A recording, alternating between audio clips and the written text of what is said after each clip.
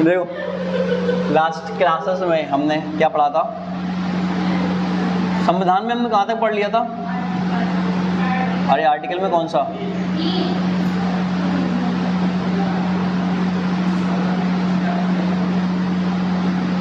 भाग 1 कंप्लीट हो गया था। कौन कौन से आर्टिकल हुए थे? 3 हो गए थे, भाग 1 कंप्लीट हो गया था मतलब, ठीक है। आज हम देखते हैं भाग 2। और जितना संविधान हम पढ़ा रहे हैं, आप इसके बाद सिर्फ क्वेश्चन लगा लो, आप कहीं और किताब से, किसी और के नोट से, किसी से ही पढ़ने की रिक्वायरमेंट नहीं होगी। आप सिर्फ क्वेश्चन लगा लोगे, आप गारंटी 90% क्वेश्चन सॉल्व करके आ जाएंगे। संविधान हो सकता है 100% भी आ जाए करके। पेट वगैरह, टीचिंग वगैरह, इससे वजह में सारे क्वेश्चन मिल जाएंगे आपको। करंट का जो है वो आप देख लेना थोड़ा सा, बस इतना सा है। वरना कॉन्स्टिट्यूशन जितना हम पढ़ा है वो मोर देन इनफ है आपके लिए, पर्याप्त है, इतना कुछ जरूरी नहीं, ठीक है। नेक्स्ट हम आते हैं भाग 2, जो कि किसके बारे में है? किसके बारे में? सिटीजनशिप, नागरिकता के बारे में। और कहाँ से कहाँ तक है? 5 से लेके 11 तक, ठीक है। इंपॉर्टेंट आर्टिकल्स पढ़ेंगे, ये नहीं कि हम सारे लिखवा जाए 450 आर्टिकल, आपको 448 आर्टिकल पूरे लिखवा दिए, ऐसा नहीं। जितने इंपॉर्टेंट है 150 200 वो हम आपको लिखवा देंगे, उतने ही आप याद कर लो, उतने में से क्वेश्चन आ जाते हैं, ऐसा, ठीक है। सुने, भाग 2 नागरिकता। नागरिकता का प्रावधान कहाँ से लिया गया है?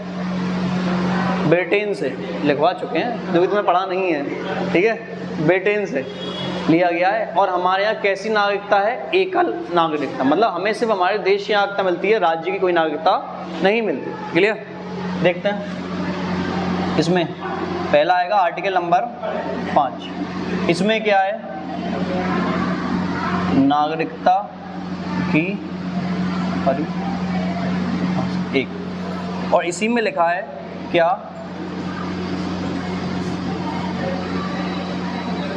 संविधान के प्रारंभ पर नागरिकता, मतलब जब हमारा संविधान बनके तैयार हो गया उस टाइम पे नागरिकता कैसे दी गई, ठीक है। वही है, तो आपको पता है। एक सुनना, इसमें क्या क्या लिखा हुआ वो समझा दे रहा है आपको, ठीक है। पहला, जो भी भारत के राज्य क्षेत्र में जन्मा होगा वो भारत का नागरिक माना जाएगा। ईदर ऑफ हिज पेरेंट्स, मतलब या तो उसके मम्मी पापा जन्मे हों तो भी भारत का नागरिक माना जाएगा। या संविधान लिखने तक, संविधान कब लिख के तैयार हो गया था, लागू कब हो गया था? 26 जनवरी 1950।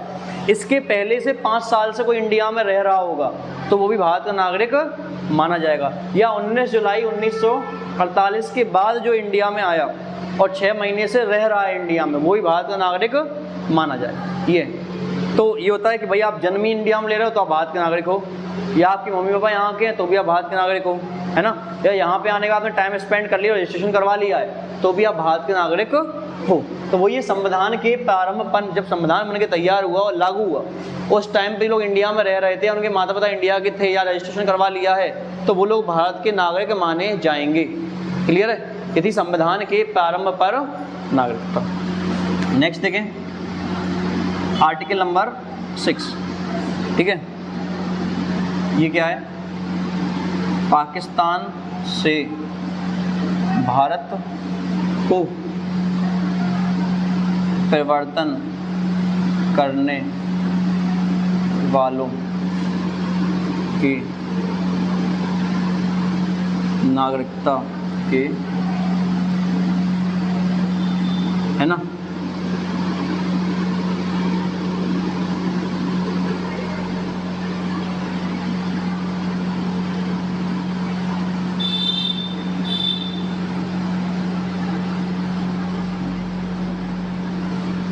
जो लोग पाकिस्तान से भारत आ गए उनकी नागरिकता के प्रावधान किस आर्टिकल में लिखे हैं? 6। मतलब जो लोग पाकिस्तान से भारत आए उनको भारत की नागरिकता दी जाएगी, और जो लोग इंडिया से पाकिस्तान चले गए उनकी नागरिकता खत्म कर दी जाएगी। तो ये लिखा है अगले आर्टिकल में, आर्टिकल नंबर 7 में। इसमें क्या लिखा है? भारत से पाकिस्तान को परिवर्तन करने वालों के नागरिकता के, और इनकी नागरिकता रद्द की जाती है या निरस्त की जाती है, और इनकी नागरिकता कैसी होती है? निरस्त या फिर रद्द। तो जो लोग पाकिस्तान से भारत आए थे उनको नागरिकता हमने दी है, जो लोग भारत से पाकिस्तान चले गए उनको नागरिकता खत्म कर। क्लियर। नेक्स्ट देखेंगे आर्टिकल नंबर 8, अनुच्छेद नंबर 8। इसमें क्या लिखा है? भारतीय मूल के लोगों के नागरिकता के प्रावधान, जो इंडियन ओरिजिन के हैं, जो एनआरआई हैं, आप ऐसे याद रख लो, जो एनआरआई या फिर PIOS हैं, इन लोगों की नागरिकता के प्रावधान कहाँ लिखे हैं? 8 में। भारतीय मूल क्या होता है? सुनना। एनआरआई क्या होता है? सुनना। Non residential Indian. कुछ लोग जो इंडिया के हैं लेकिन बाहर जॉब कर रहे हैं या फिर बाहर बिजनेस कर रहे हैं, लेकिन उन्होंने जहाँ पे बिजनेस कर रहे हैं वहाँ की नागरिकता नहीं ली है, तो वो इंडिया के नागरिक माने जाएंगे। ये होते हैं एनआरआई। PIOS क्या होते हैं? कि जैसे मान लो आपके कोई रिलेटिव्स हैं या कोई भी इंसान है अपने इंडिया का नागरिक है, जो वो इंडिया से बाहर चला गया जॉब करने या बिजनेस करने, और उसने वहाँ की नागरिकता ले ली, तो अब वो इंडिया की नागरिकता उसे खुद ही खत्म हो जाएगी। ये लिखा हुआ। तो जो भारतीय मूल के लोग हैं उनकी नागरिकता के प्रावधान कहाँ लिखे हैं? आर्टिकल नंबर 8 में। क्लियर। नेक्स्ट देखो आर्टिकल नंबर 9।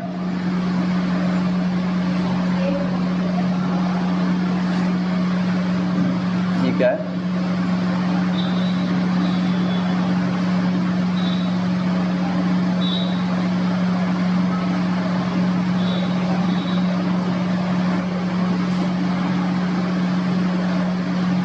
समझा रहे हैं।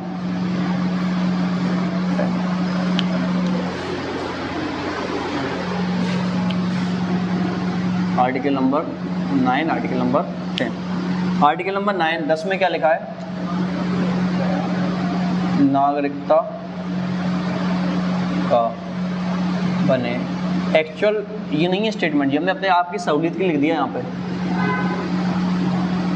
नेक्स्ट है आर्टिकल नंबर 11। ठीक है। आर्टिकल नंबर क्या है? संसद द्वारा ही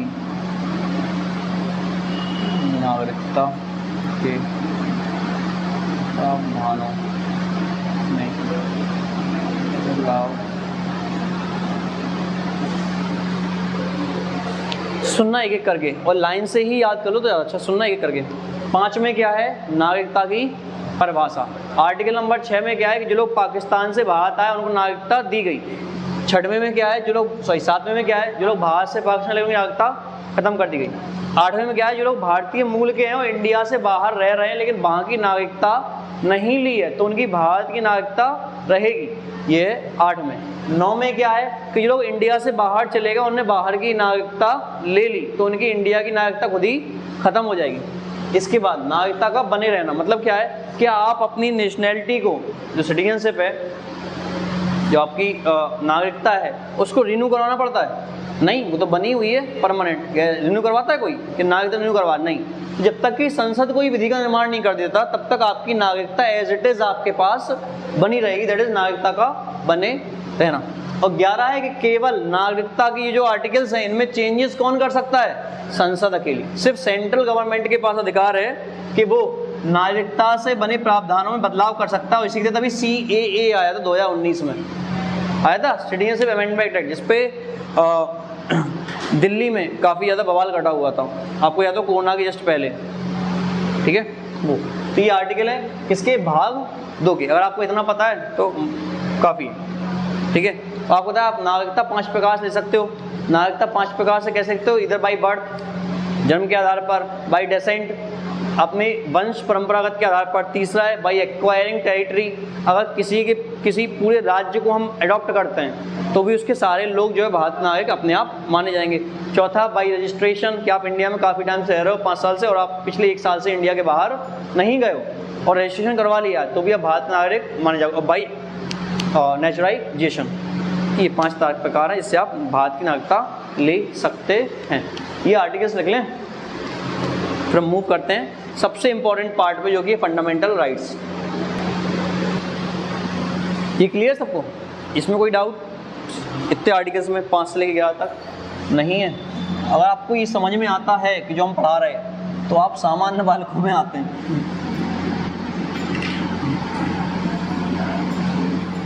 और साइकोलॉजी का भी देखो हम स्टार्ट करते हैं एक आध दिन में, ऑनलाइन ही कर देंगे लाइव, कुछ जुगाड़ वगाड़ देखते हैं। साइकोलॉजी का ऑनलाइन ऑफलाइन दोनों ही चलेगा, वो ऐसे ही कह रहे हैं। ऑफलाइन तो पढ़ाएंगे, ऑनलाइन भी पढ़ा देंगे, दोनों ही कर देंगे। चलो देखो, सबसे इम्पोर्टेंट भाग है कौन सा? भाग 3, जो कि किसके बारे में है? मौलिक अधिकार। इसको हम क्या कहते हैं इंग्लिश में? Fundamental rights. सबसे इंपॉर्टेंट भाग में से सबसे ज़्यादा क्वेश्चंस कहीं से आने के चांसेस होते हैं अगर, तो वो इसी भाग से। सुनना, मौलिक अधिकार होते क्या हैं? मौलिक अधिकार में संरक्षण देते हैं किसके विरुद्ध? गवर्नमेंट के अगेंस्ट। और गवर्नमेंट आपके लिए कोई ऐसी विधि का निर्माण करी जो आपके लिए अच्छी नहीं है, तो आप डायरेक्टली सुप्रीम कोर्ट या हाई कोर्ट में अपील कर सकते हो। ये पहली बात। हमारे देश में कितने संप्रदाय रहते हैं? हिंदू, मुस्लिम, सिख, ईसाई, जैन, बौद्ध, पारसी, मिल रहते हैं। तो कुछ लोग मेजोरिटी में, जैसे कि हिंदू, यूपी में हिंदू मेजोरिटी में, और मुस्लिम जो है वो माइनॉरिटी में, अल्पसंख्यक में। तो ज़्यादा लोग कम लोगों पे अत्याचार ना करें या ईर्ष्या या द्वेष की भावना ना रखें, इस वजह से भी हमें क्या दे दिए जाते हैं। जम्मू कश्मीर में जो है वो हिंदू अल्पसंख्यक में और मोमडन्स मेजोरिटी में, तो वहाँ पे सेम चीज़ हिंदू को कोई परेशान ना करे, इसलिए क्या दिए गए? मौलिक अधिकार। और गवर्नमेंट भी ऐसी विधि का निर्माण नहीं कर सकती जो हमारे अगेंस्ट हो बहुत ज़्यादा, तो वो भी क्या है? तो मौलिक अधिकार बेसिकली हमारी सुरक्षा के लिए, हमारे लिए पर्सनली बहुत ज़्यादा अच्छे माने जाते हैं, ठीक है। और मौलिक अधिकारों की मांग बहुत पहले से उठती आई है। 1895 के स्वराज विधेयक में भी आई, फिर एनी बेसेंट ने 1925 में करी, फिर नेहरू रिपोर्ट में भी मौलिक अधिकार आए, कराची अधिवेशन में भी आए। 1935 का जो भारत शासन अधिनियम आया वो बिना मौलिक अधिकारों के आया। तो 1935 के भारत शासन अधिनियम में और हमारे संविधान में सबसे बड़ा अंतर किसका है? मौलिक। हमारे संविधान हमें मौलिक अधिकार देता है, फंडामेंटल राइट्स देता है, लेकिन 1935 गवर्नमेंट ऑफ इंडिया एक्ट में मौलिक अधिकार नहीं दिए गए। क्लियर है यहाँ तक? जब संविधान बन के तैयार हुआ था और लागू हुआ था, मतलब मूल संविधान में कितने मौलिक अधिकार दिए गए थे? 7। बट एट प्रेजेंट, वर्तमान में हमारे पास कितने मौलिक अधिकार हैं? 6। कितना कम हुआ है? 1। और ये एक कम कौन सा हुआ है? संपत्ति का अधिकार।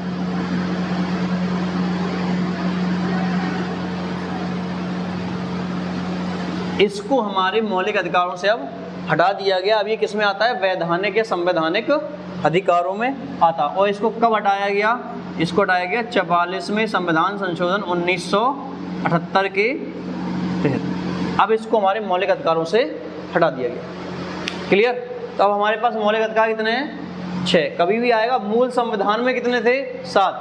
अगर सिर्फ इतना सा आएगा कि हमारे पास कितने मौलिक अधिकार हैं तो 6। ठीक है, वो 6 देखते हैं कौन कौन से हैं।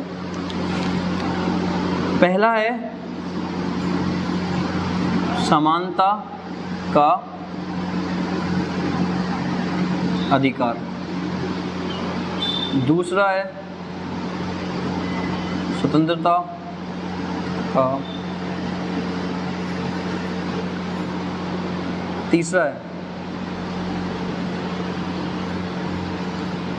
शोषण के विरुद्ध अधिकार, चौथा है धार्मिक स्वतंत्रता का अधिकार, पांचवा है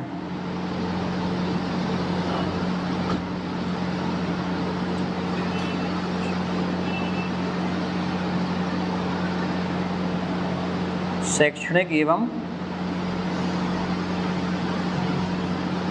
सांस्कृतिक अधिकार, और छठवां है संवैधानिक तो ये 6 फंडामेंटल राइट्स हैं जो आपको दिए गए हैं। इंग्लिश में भी लिखेंगे हम इसको। समानता का अधिकार कहलाता है राइट टू इक्वलिटी। स्वतंत्रता का कहलाता है राइट टू फ्रीडम। शोषण के विरुद्ध कहलाता है राइट अगेंस्ट एक्सप्लॉयटेशन। धार्मिक स्वतंत्रता का अधिकार कहलाता है right to freedom of religion. शैक्षणिक एवं सांस्कृतिक अधिकार कहलाता है एजुकेशनल एंड कल्चरल राइट। और संवैधानिक उपचार है कॉन्स्टिट्यूशनल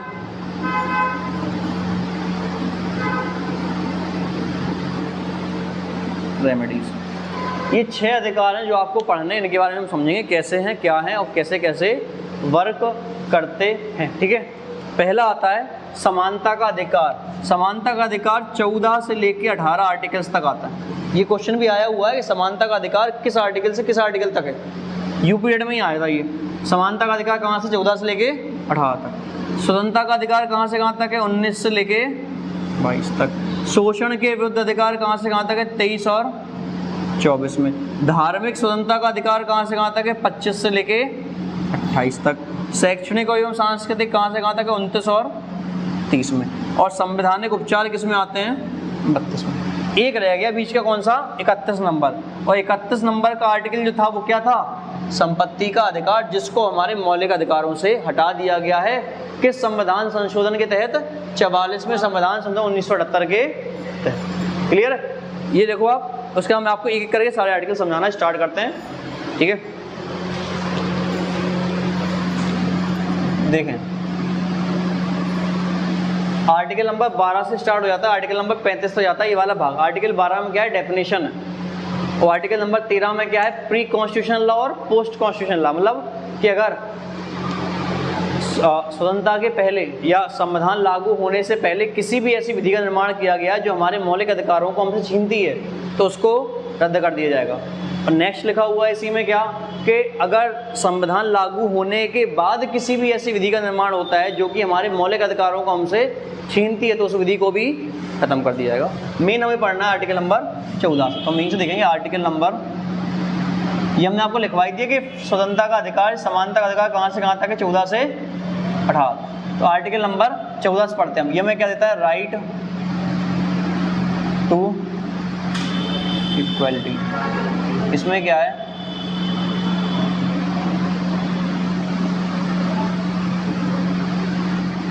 हिंदी में इसमें लिखा होता है विधि के समक्ष समता या समानता। ठीक है, समता और समानता में थोड़ा सा अंतर होता है। समानता होता है बराबर देना और समता होता है बराबर लाना। ठीक है, राइट टू इक्वलिटी समानता का अधिकार। आर्टिकल नंबर 15 इसमें क्या लिखा है धर्म, जाति, लिंग, मूलवंश और जन्म स्थान के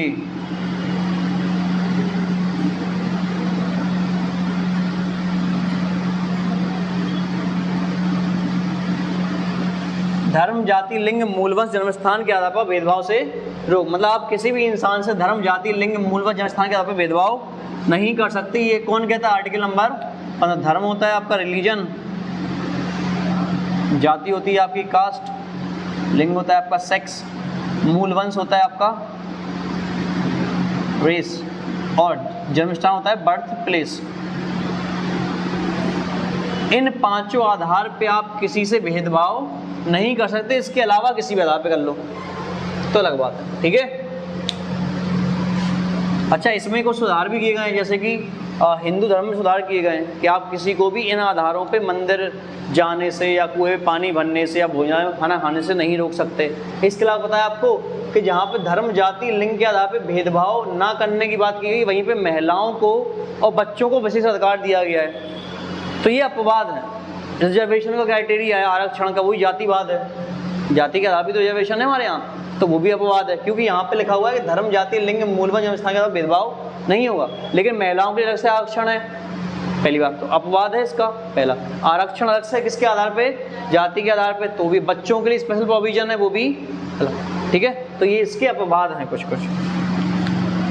नेक्स्ट आता है आर्टिकल नंबर 16। आर्टिकल 16 में क्या है बताएं?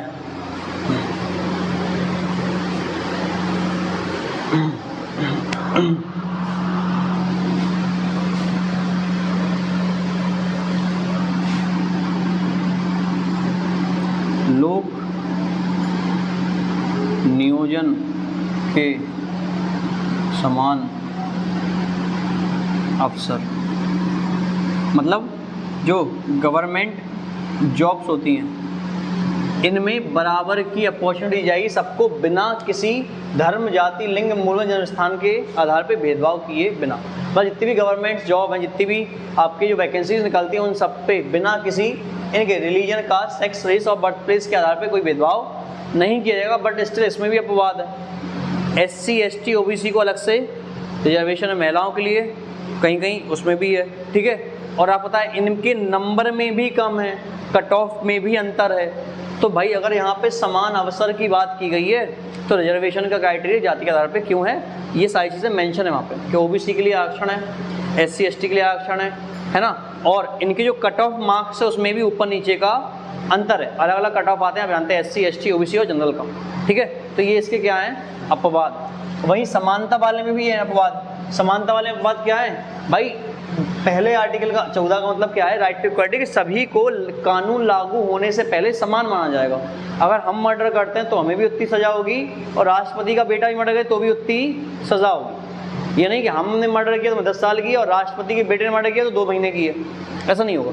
लेकिन इसमें कुछ अपवाद क्या है? अपवाद ये है कि राष्ट्रपति की गिरफ्तारी नहीं की जा सकती, वो मर्डर करते फिर भी नहीं की जा सकती। राज्यपाल की भी नहीं की जा सकती, क्योंकि एक अपराध के लिए एक ही बार सजा देने का प्रावधान है, और जब एक अपराध के लिए एक ही बार सजा दोगे तो राष्ट्रपति के लिए सजा उसके पद से हटाया जाना, उस पर महाभियोग लगाया जाना है। तो आप उसी गलती के लिए दोबारा सजा देके जेल में नहीं डाल सकते। क्लियर? नेक्स्ट देखते हैं आर्टिकल नंबर, सारे आर्टिकल इंपॉर्टेंट है इसके, भाग 3 के। आर्टिकल नंबर 17 क्या है? एबलिशन ऑफ अनटचेबिलिटी। मतलब क्या है? अस्पृश्यता का अंत। अस्पृश्यता होता है छुआछूत का अंत। अगर आप ऐसे करते पाए जाते तो आप पे केस हो सकता है। आप किसी भी इंसान को कुएं पानी भरने से, मंदिर में जाने से, खाना खाने से, कहीं भी सार्वजनिक स्थान पे जाने से रोक नहीं सकते। ठीक है, अगर ऐसा करते हुए आप प्रत्यक्ष या अप्रत्यक्ष पाए जाते हो तो आप पे केस हो सकता है। दैट इज अस्पृश्यता, अनटचेबिलिटी, छुआछूत। संविधान में ऐसा लिखा हुआ। क्या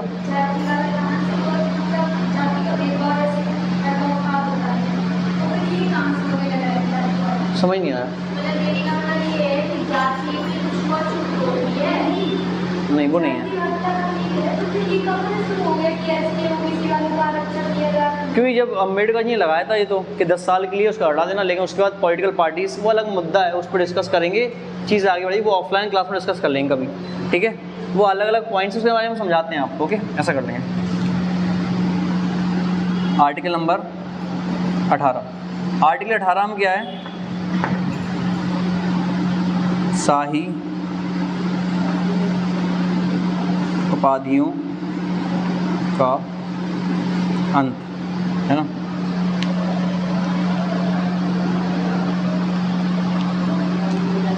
लेकिन इसमें एक्सेप्शन क्या है? एक तो सेना और दूसरी क्या है? डॉक्टरेट। आप कोई भी उपाधि धारण नहीं कर सकते सिवाय किस किस के? सेना के और डॉक्टरेट के, अपने नाम के पहले। Captain Ranveer Singh okay, lieutenant Ranveer Singh okay, सूबेदार ओके, ठीक है। इसके अलावा आप कुछ भी लगा लो, आर्मी की पोस्ट है कोई अगर, ठीक है, CDS Bipin Rawat okay, army की कोई भी पोस्ट है तो आप नाम के पहले लगा सकते हो। दूसरा, डॉक्टर आप अपने नाम के पहले लगा सकते हो, है ना। इसके अलावा आप नाम के पहले और कोई भी चीज़ नहीं लगा सकते। IAS भी होता है ना, तो आपने लिखा होता मन्नान अख्तर, नीचे लिखा होता है IAS, जैसे अपने यहाँ भी चांदनी जी हैं IAS हैं तो उसमें लगा हुआ है, ऐसे भी इसके पहले निरंजन जी थी तो वो भी नीचे लिखेंगे। एडवोकेट कोई लिखता है ना तो नाम लिखेगा XYZ, फिर नीचे लिखेगा एडवोकेट नाम के पहले। और ये सब किसकी बात हो रही है? ऑफिशियल की। फेसबुक पे तो अपने नाम के आगे एंजल प्रिया लिख लो, किसी कोई दिक्कत नहीं है, समझ रहे हो। तो फेसबुक पे अपने नाम के आगे ब्राह्मणवादी, ये वादी, वो वादी, हिंदुत्व का भावना, मुस्लिम्स के भावना, कुछ भी लिख लो, उसके कोई बड़ी बात नहीं है। ऑफिशियल की बात करी जा रही है, वहाँ पे आपने नाम के पहले कोई पद नहीं लगा सकते सिवाय किसके? सेना। और ये भी तब लगाओगे जब हो है ना, लगाए जा रहे हैं अन्ना में, ठीक है, लगेगा कैप्टन ये है कुछ नहीं, ठीक है। आप कभी देखना IAS का भी जो नेम प्लेट लगी होगी, नाम के नीचे IAS लिखा होगा, आगे कभी नहीं लगा होगा। एडवोकेट के नाम के नीचे एडवोकेट लिखा होगा, आगे कभी नहीं लगा होगा, ठीक है। तो आप कोई भी सारी उपाधि धारण नहीं कर सकते सिवाय सेना और कोई ब्रिटिश उपाधि लेनी है तो आपको प्रेसिडेंट से परमिशन लेनी पड़ेगी। क्लियर है यहाँ तक? ये लिख लें। चलो देखते हैं नेक्स्ट। हेलो 10 पढ़ना मैडम और ठीक है, हाँ चलो देखते हैं नेक्स्ट। आर्टिकल नंबर 18 हो गया, अगला देखो।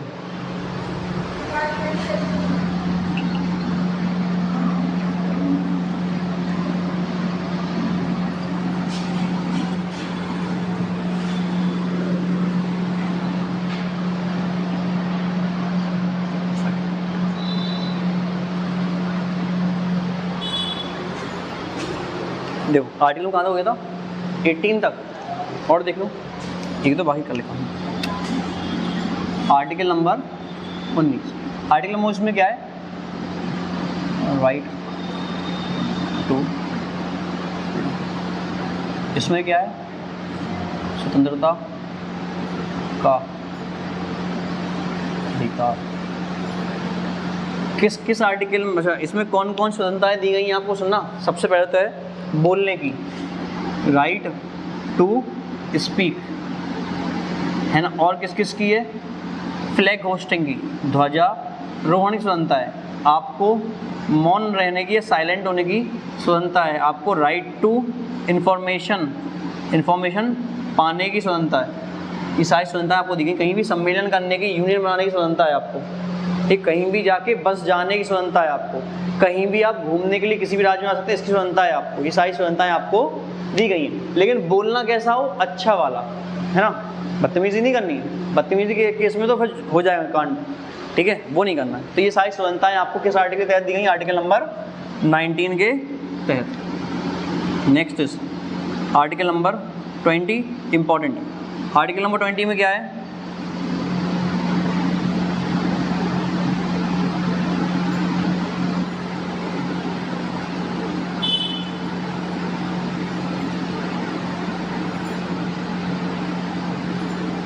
अपराधों के लिए 2 सिद्धि हेतु संरक्षण। मतलब अपराध होने पे आपको कौन कौन से संरक्षण, कंजर्वेशन दिए जाएंगे, प्रोटेक्शन का कहाँ से हो जाएगा, आपको वो दिया गया है आर्टिकल नंबर 20 में। सुनना क्या है? 3 पॉइंट याद रखने। पहला, बातें निकल सुने। पहला, जब तक कि अपराध सिद्ध ना हो जाए तब तक आपको अपराधी नहीं माना जाए, पहला। दूसरा, एक अपराध के लिए एक बार सजा। ये नहीं कि कोई बच्चा आज लेट आया हमने आज मारा, कल वो टाइम पे आया हमने तो भी मारा कि तुम कल लेट आए थे, परसों भी वो टाइम पे आया हमने फिर मारा कि तुम परसों लेट आए थे। ऐसा नहीं करना, ठीक है। एक अपराध के लिए एक बार सजा, दोबारा से अपराध करेंगे तो दोबारा। यही कारण था कि आर्टिकल 14 में राष्ट्रपति को अलग से प्रावधान दिए गए। क्या? एक बार जो भी अपराध हुआ है उसका एक बार सजा उसको उसके पद से हटाया जाना। अगर वो दोबारा कोई काम करता है ऐसा तो फिर उसके लिए उसको सजा हो सकती है। क्लियर? और तीसरा, आपको अपने ही खिलाफ गवाही देने के लिए जबरदस्ती नहीं की जाएगी। फिंगरप्रिंट वगैरह ले सकते हैं, है ना, ये सब चीज़ें हो सकती हैं, बाकी ये, ठीक है। नेक्स्ट इज आर्टिकल नंबर 21, ये भी इंपॉर्टेंट है। इसमें क्या है, इसमें राइट टू लाइफ, प्राण एवं दैहिक। भाई आपको अपनी जान बचाने के लिए जो करना पड़े वो आप कर सकते हैं, और ये आपको कहाँ दिया गया है, आर्टिकल नंबर 21 में। क्लियर। क्वेश्चन आएगा इमरजेंसी के समय, जिस टाइम आपातकाल लगता है, इमरजेंसी के समय पे आपसे कौन से अधिकार नहीं छीन जाते, 20 और 21 दोनों, 20 और 21 दोनों नहीं छीन जाते, बाकी सारे मौलिक अधिकार आपसे छीन लिए जाते हैं। भाई ऐसा थोड़ी कि सरकार ने कह दी घर से बाहर नहीं निकलना, तुम्हारे घर पे बॉम्ब फेंक रहा है तो भी तुम घर पे बैठे हो, क्योंकि घर से बाहर उस टाइम पे आप प्राण बचाने की जो कर सकते हो वो करो, ठीक है। तो ये है। एक और देखो लास्ट आज का आर्टिकल नंबर 22। आर्टिकल नंबर 22 में क्या है, गिरफ्तारी से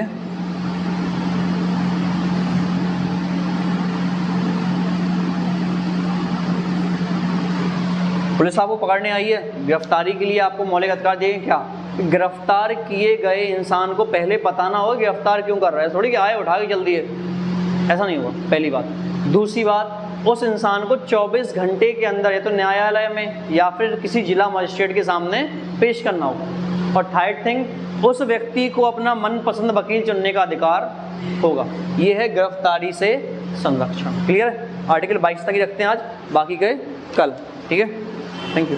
और आज या तो कल ही डालेंगे ऑब्वियसली, कल हम 3 या 4 वीडियो अपलोड करेंगे संविधान की। वो कब पढ़ना है, जब ये सब पढ़ लो उसके बाद, क्योंकि वो क्विक रिवीजन टाइप का है, 3 घंटे में कंप्लीट संविधान है उसमें। और इसके बाद हम एक वीडियो अपलोड करेंगे जिसमें हम कुछ लिखवाएंगे नहीं, इसमें हमसे वर्बली पूरा संविधान आपको सुना देंगे, तो आपको जब भी रिवाइज करना हुआ करे 1-1.5 घंटे का होगा, बहुत से बहुत, है ना। आप ईयरफोन लगाएं, ईयरबड्स लगाएं अपने और सुन लें, जैसे गाने याद होते हैं आपको सुन के। क्या गाने के नोट्स बनाए हमने, क्या डेली रिवाइज करते हो, नहीं, सुनते रहते हैं इसलिए याद हो गए। तो ऐसे ही वो हो जाएगा वीडियो में कि आप उसको सुन लेंगे तो आपको याद हो जाए। Thank you.